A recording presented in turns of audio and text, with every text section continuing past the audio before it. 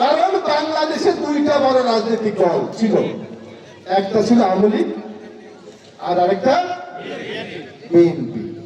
আওয়ামী লীগ কি বাংলাদেশে আছে? গত 5ই আগস্টের পর শেখ হাসিনা পালাইয়া ইন্ডিয়া চলে গেছে। আওয়ামী লীগের ম্যাক্সিমাম নেতার কোনো খোঁজ পাওয়া যায় না, বাদি চালান দিয়েও পাওয়া যায় না। পাওয়া যায় না? তাহলে কারা মাঠে আছে? এই মাঠে 1 বছর 4 মাস কারা আছে?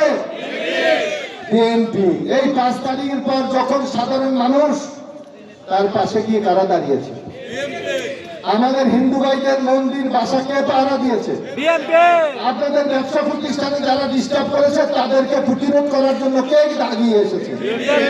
বিএনপি। তাইলে বাংলাদেশের মাঠে কারা আছে? এই যে এখন একটা কথা বলে যে চরমনাই, তারা কি এরকম কোথাও গেছে?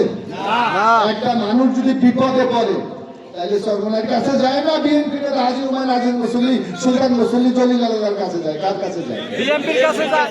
এটা তো সহজ হিসাব। কারণ মানুষ বোঝে বাংলাদেশের সবচেয়ে বড় দলটা হলো এখন বিএনপি। প্রশাসনে যদি বিপদে পড়ে, আজকে ওসি সাহেব যদি ওইগুলির কোনো বিপদে পড়ে, আগে কিন্তু জলিল আলমের খোঁজ হয়, ভাই এখানে সমস্যা হইতে পারে, আমাদের পাশে এসে দাঁড়ান। আমি আপনাদের ছেলে হলো, এই আমি যখন ছোট তখন আমি দেখছি আমার ইউনিয়নের নাম লতাচান,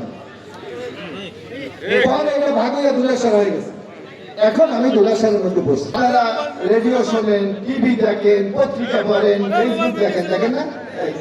দেখেন না? না শুনেন, এদের কাজে লাগে, এটা শোনেন না?